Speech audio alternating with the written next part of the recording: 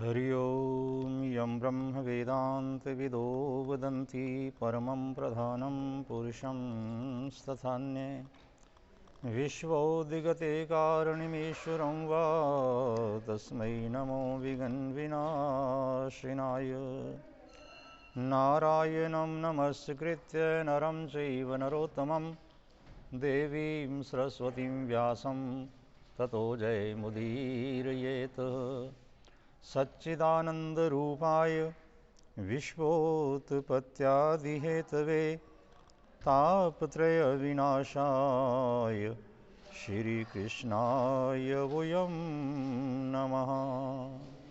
बोलो सच्चिदानंद भगवान की जय, शंकर भगवान की जय। आज शनिवार, कार्तिक महीना, शुक्ल पक्ष, 10वीं तिथि, विक्रमी संवत 2078, सन ईस्वी 2021, शाका संवत 1943, अंग्रेजी तारीख 13 नवंबर, कार्तिक प्रविष्टा 28। कल रविवार एकादशी तिथि है। पंच भीष्म का स्नान, भीष्म पंचक ये कल से प्रारंभ हो जाएंगे। एकादशी तिथि कल रविवार 14 तारीख की है, परंतु एकादशी का जो व्रत है वो 15 तारीख सोमवार को द्वादशी तिथि में आएगा। पंच भीष्म का स्नान रविवार से ही प्रारंभ हो जाएगा। जो भक्तजन 5 दिन तक भगवान के मंदिर में दीप दान करते हैं, तुलसी, शालग्राम जी, भगवान जी का मंदिर, पीपल, आंवला, अन्य जगहों पर जो दीपक जलाते हैं वो दीपक कल से एकादशी से रविवार से प्रारंभ हो जाएंगे। और जो अखंड दीपक जलाते हैं, कई परिवार, कई मंदिरों में, कई जगहों पर लगातार 5 दिन तक मीठे तेल से दीपक जलाया जाता है, अखंड दीपक पंच भीष्म में, वो भी कल से ही प्रारंभ हो जाएगा। बोलो सच्चिदानंद भगवान की जय। कार्तिक महीने के पावन पवित्र महात्म का वर्णन करते हुए देवऋषि नारद जी ने राजा पृथु जी से अनेक प्रसंगों का वर्णन किया। राजा पृथु देवऋषि नारद जी से कार्तिक महीने के अंदर भगवान की जाने वाली पूजा के बारे में विशेष जानकारी प्राप्त कर रहे हैं और प्रार्थना कर रहे हैं कि प्रभु आपने भगवान श्री नारायण जी के पूजन के अनेक महात्म, अनेक कथाएं उनके बारे में बतलाया। कृपा करके यह बताएं कि भगवान का पूजन कितना फलदायी है और कैसे करना चाहिए। देवऋषि नारद राजा पृथु जी से कह रहे हैं कि हे राजा पृथु, परोपहासस्य मुदिश्य करोति हरिपूजनम स याति वैष्णवम धाम किम पुनः श्रद्धान्वितः। राजा पृथु, भगवान नारायण जी का पूजन तो चाहे कोई प्राणी उपहास में भी कर दे, भगवान नारायण जी का नामोच्चारण चाहे कोई प्राणी अनजाने में भी ले ले, उस जीव का भी कल्याण हो जाता है। अनेकों प्रसंग अपने ग्रंथों में ऐसे आते हैं कि भगवान का नाम उच्चारण करने मात्र से प्राणी का कल्याण हो गया। हे राजन, मैं तुम्हें भगवान के पूजन की महिमा बताता हूँ कि जो प्राणी भगवान का पूजन उपहास मात्र में भी कर देते हैं, मजाक मजाक में भी भगवान को नमन कर देते हैं, भगवान का अर्चन वंदन कर लेते हैं, उन जीवों के दुख भी दूर हो जाते हैं। जैसे अग्नि का धर्म है सभी चीज़ों को जला देना, ऐसे ही भगवान के नाम का विशेष धर्म है कि जीव को पाप मुक्त कर देना। पुरातन समय का इतिहास सुनाते हुए देवऋषि नारद कह रहे हैं कि हे राजा पृथु, मैं आपको एक बहुत ही पवित्र इतिहास का वर्णन कर रहा हूँ आप सावधान होकर के सुनिए। पहले समय का ये जिक्र है कि कालिंद पर्वत के पास दीर्घपुर नाम का एक बहुत बड़ा नगर था और वहाँ के राजा सूर्य वंश में पैदा हुए थे। उस राजा का नाम था सुबाहु। सुबाहु राजा बड़े धर्मात्मा, बड़े पुण्यात्मा थे। पवित्र कर्म करना, यज्ञ करना, दान करना, प्रजा की रक्षा करनी, राज धर्म का पालन करना। क्योंकि राजा का मुख्य कार्य क्या है? राज्य धर्म का पालन करना, यानी कि प्रत्येक प्राणी को न्याय देना, इंसाफ देना, सभी की देख रेख करनी, किसी प्रकार से कोई शोषण ना करे, किसी को किसी प्रकार का कोई दुख ना हो, प्रजा दुखी ना रहे, यही राजा का सबसे बड़ा धर्म है। ऐसे ही राजा प्रजा की पालना करते, अपने धर्म की पालना करते हुए शुभ कर्म करते करते बहुत सारा समय उन्होंने व्यतीत कर दिया। भगवान श्री नारायण जी का भजन, प्रजा का पालन, ये उनका मुख्य कार्य था। उनके घर में संतानों का जन्म हुआ और एक बेटा उत्पन्न हुआ, जिस बेटे का नाम उन्होंने रखा धूम्रकेश। धूम्रकेश उस राजकुमार का नाम हुआ। धूम्रकेश बचपन से ही स्वभाव चरित्र किसी में भी ठीक नहीं था। जैसे राजा धर्मात्मा थे, पुण्यात्मा थे, ना जाने कौन से पिछले किसी बुरे कर्म का उदय हुआ और राजा के घर में ऐसा जो बेटा वो उत्पन्न हो गया, पैदा हो गया, जो धर्म कर्म मर्यादा किसी प्रकार की पालना नहीं करता। हमारे भी घर में जो संतान है, जो हमारे भाई बंधु हैं, जो हमारे रिश्तेदार मित्रगण हैं ना, वो भी हमारे पूर्व जन्मों के कर्मों के अनुसार हमें मिलते हैं।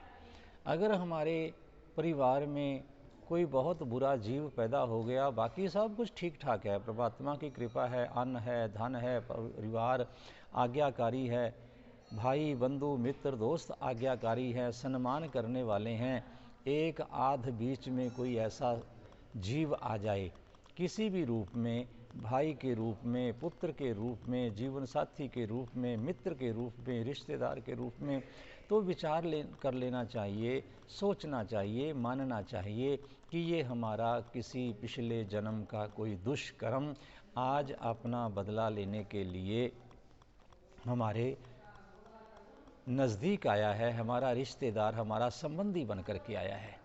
तो ऐसे ही राजा के अच्छे पावन पवित्र कर्म थे कि राजा को सूर्य वंश में जन्म मिला, राज्य मिला, संपत्ति मिली, वैभव मिला, ऐश्वर्य मिला, सब कुछ मिला। और राजा के सारा कुछ होते हुए भी घर में जो संतान पैदा हुई, बेटा पैदा हुआ धूम्रकेश, वो चाल चलन, खान पान, रहन सहन, चरित्र सब चीज़ों से दूर था, गिरा हुआ था। कोई भी उसका कार्य ढंग का नहीं था। धूम्रकेश दुष्ट बालकों के साथ खेलता, दुष्टों का संग करता और कई बार वो बुरे कर्मों में लग करके चोरी करता, मदिरा पान करता, मांस आदि खाता। ऐसे ऐसे जैसे जैसे उसकी उम्र बढ़ती गई, उसके जो अन्याय थे, उसके जो दुराचार थे, उसके बुरे कर्म थे, वो भी बढ़ते गए। दुर्व्यसन असक्तो नीच संग प्रायण, बुरे जीवों का संग करना, खान पान ये सही ना होना, नीच कर्म करना, नीच कर्म करते हुए नीचों का संग करना। नीचों के संग का भाव क्या है?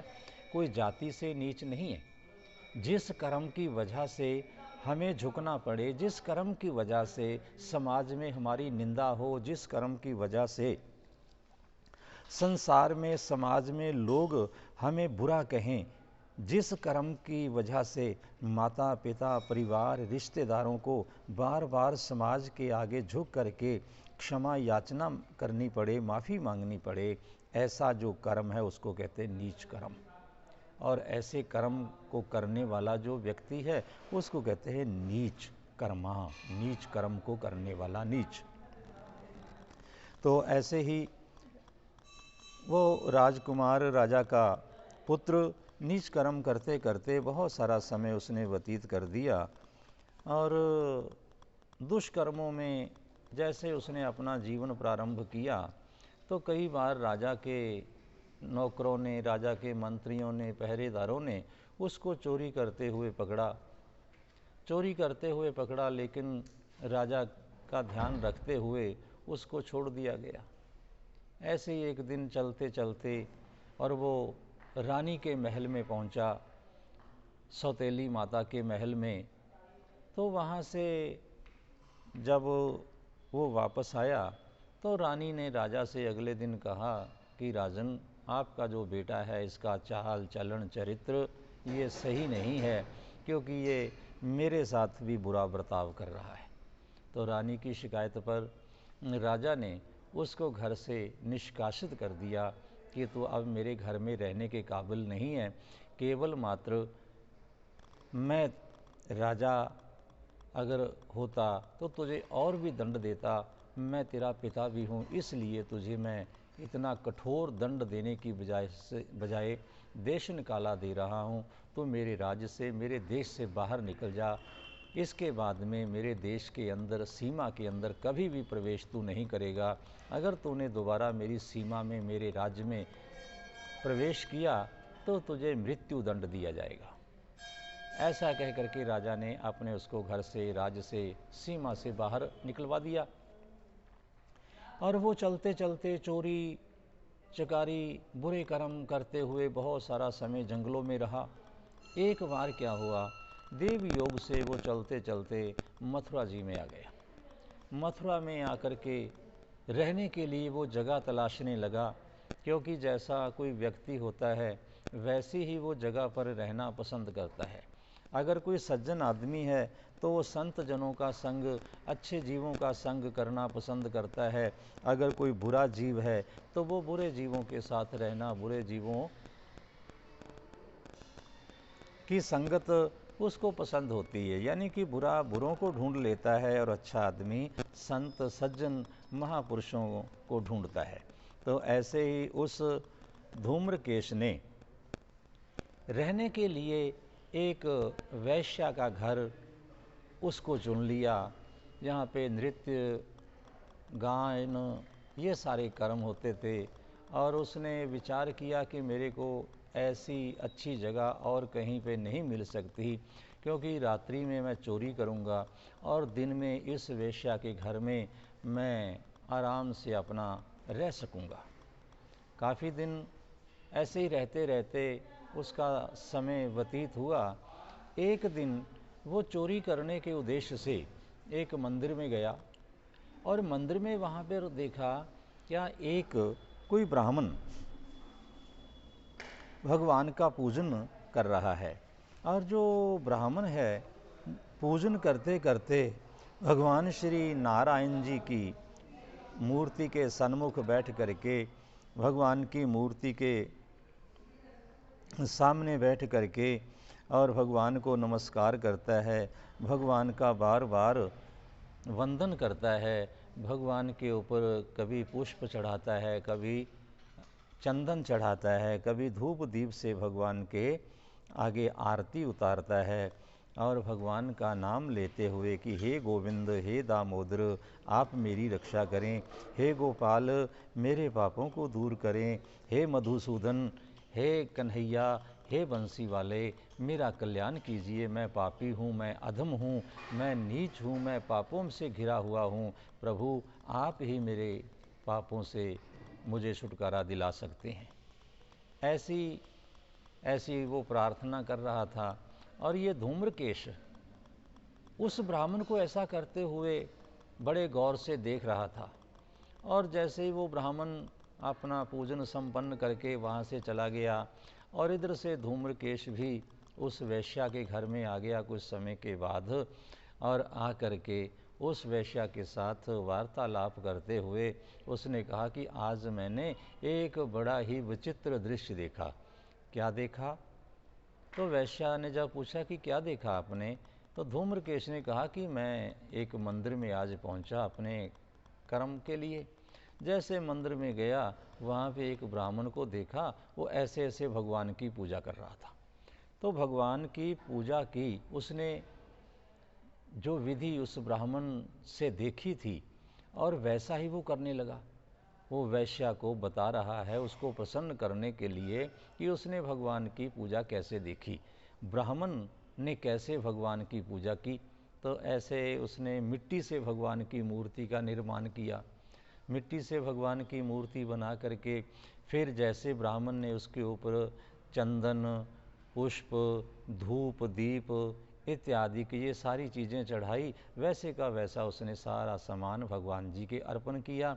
फिर भगवान जी के सामने प्रार्थना करने लगा, हे गोविंद, हे माधव, हे मधुसूदन, हे ऋषिकेश, हे केशी निशोधन, आप मेरा कल्याण कीजिए। ऐ परम पिता परमात्मा, मैं पापों में दबा हुआ हूँ, मैं अंधकार में भटक रहा हूँ, आप मुझे इस पापों की दलदल से बचाएं, आप मेरी रक्षा करें। जैसे आपने नलकूबर की रक्षा की, जैसे आपने गजराज की रक्षा की, ऐसे प्रभु आप मेरे को भी उबारिए। ऐसे ऐसे वो प्रार्थना करके कभी वो ब्राह्मण का स्वांग करते हुए कभी वो रोने लगता है, जैसा वो ब्राह्मण कर रहा था। कभी आंखों से आंसू बहाने लगता है, कभी हंसने लगता है, कभी तालियां बजाने लगता है, कभी नाचने लगता है, और कभी भगवान के सामने दंडवत प्रणाम करता है, झुक जाता है, और कभी भगवान की आरती उतारता है। जो कुछ उसने ब्राह्मण का देखा था, पूजन का ढंग, विधि, नियम, उसी ढंग से, उसी विधि से, उसी नियम से उसने भगवान की पूजा की। अंतर कितना था कि ब्राह्मण भक्ति भावना से भगवान का पूजन कर रहा था, लेकिन ये उपहास मात्र में, मजाक करते हुए, उसकी रीस उतारते हुए, नकल उतारते हुए भगवान का पूजन कर रहा था। तो जैसे ही उसने पूजन संपन्न किया, इसके बाद में देवऋषि नारद कह रहे हैं कि हे राजा पृथु, कुछ समय के बाद उसको चोरी के दोष में राजा के नौकरों ने पकड़ लिया। चोरी का दोष उसके ऊपर सिद्ध हो गया और राजा ने उसको चोरी के दोष में मृत्यु दंड की सजा सुनाई। मृत्यु दंड उसे दिया गया, और जैसे ही मृत्यु दंड उसे प्राप्त हुआ, मृत्यु दंड मिलने के बाद यमराज के दूत उसे यमपुरी के अंदर ले गए। जैसे यमपुरी के अंदर लेकर के पहुँचे ना, तो धर्मराज आपने आप वहाँ पे खड़े होकर के उसका स्वागत करने को आगे आए और सिपाहियों को कहा कि भाई तुम इसे यहाँ पे नहीं लाना था, आप लोगों ने इसको यहाँ पे ला कर के अच्छा नहीं किया। क्यों कि ये जो स्थान है ना यमपुरी, ये पापी लोगों के रहने के लिए है और पापियों के शुद्धिकरण के लिए है, लेकिन ये तो वैकुंठ लोक में जाएगा। तो सभी यमदूतों ने धर्मराज जी से पूछा कि महाराज, आप कृपा करके यह बताएं हैं कि पाप आत्मा और पुण्य आत्मा, इसमें अंतर क्या है? क्योंकि इस प्राणी को तो हमने देखा है सारा जीवन इसने पाप कर्म करते करते व्यतीत किया है। कभी इसने कोई सिमरण नहीं किया, कभी इसने कोई दान नहीं किया, कभी इसने कोई जप, यज्ञ, तप इत्यादि को ये कर्म नहीं किए, और कभी इसने भगवान का चिंतन नहीं किया। फिर ये वैकुंठ लोकाधिकारी कैसे हो गया? तो धर्मराज स्वयं अपने दूतों से कह रहे हैं कि नैवान्यत हो दूता हरि नाम स्मरणम नरम, कि हे यमदूतो, अंतिम समय में इसने भगवान का पूजन करते हुए, भगवान का नाम उच्चारण करते हुए अपना शरीर उसका परित्याग किया है। उससे पहले इसने भगवान का पूजन किया, तो भगवान का पूजन चाहे इसने उपहास में ही किया है, लेकिन इसने किया है निष्काम भाव से। इसकी कोई भावना नहीं थी, इसकी कोई श्रद्धा नहीं थी, इसके मन के अंदर कोई प्रेम नहीं था। निष्काम भाव से इसने ब्राह्मण की नकल करते हुए भगवान का नाम उच्चारण किया है। तो निष्काम भाव से जो प्राणी भगवान का सिमरन भजन आदि करते हैं, उनका पुण्य कितना है इसको तो कोई कहने के समर्थ है ही नहीं। और इस धूम्रकेश ने तो मथुरा जी में रह करके और कार्तिक के महीने में भगवान की पूजा की है, चाहे उपहास में ही भगवान की पूजा की है, तो भी ये वैकुंठ लोकाधिकारी बन गया। तो सूत जी ऋषियों से कह रहे हैं, देव ऋषि नारद राजा पृथु से कह रहे हैं कि हे राजा पृथु, ये जो भगवान का पूजन कार्तिक मास में हम करते हैं, चाहे हम श्रद्धा भावना के बिना भी भगवान का पूजन कर दें, चाहे भगवान के सामने जाकर के वैसे उपहास मात्र में भी नतमस्तक हो जाएं, देखा देखी किसी के साथ में ही चले जाएं, तो भी भगवान की कृपा से हम पाप मुक्त हो जाते हैं। तो भगवान की मूर्ति के सामने जाना, भगवान की मूर्ति के सामने नतमस्तक होना, भगवान की मूर्ति को नमन करना, भगवान के सन्मुख अक्षत पुष्प चंदन इत्यादि ये चीज़ें अर्पण करना, तो उससे भगवान जीव के जन्म जन्मांतरों के जो बंधन हैं उनको समाप्त कर देते हैं। और भगवान कहते कि चाहे कोई श्रद्धा से चाहे कोई बिना श्रद्धा से मेरे पास आ जाए तो मैं उस जीव का कल्याण करता हूँ, क्योंकि कारण रहित दयाल भगवान बिना ही कारण जीव के ऊपर दया करते हैं। ऐसे कृपालु भगवान को छोड़ करके, ऐसे दयावान प्रभु को छोड़ करके अगर हम चारों तरफ भटकते हैं तो हमारे जैसा और कोई अज्ञानी जीव नहीं हो सकता। ये भगवान जीव के ऊपर कृपा करने का कोई ना कोई बहाना ढूंढते हैं। तो आप सभी लोग जो कार्तिक महीने का स्नान कर रहे हैं, प्रभु आपके ऊपर कृपा करें, आपको मनचाहा फल प्रदान करें। और कल से पंचभीषम का स्नान प्रारंभ हो जाएगा। पंचभीषम का स्नान और उसका जो नियम है ये कल की कथा में आएगा। कल से पंचभीषम का स्नान, भगवान का पूजन और 5 दिन तक दीप दान करना, ये रविवार से प्रारंभ हो जाएगा। कल एकादशी तिथि है, लेकिन एकादशी तिथि का जो व्रत है वो द्वादशी तिथि में सोमवार को आएगा। बोलो सच्चिदानंद भगवान की जय।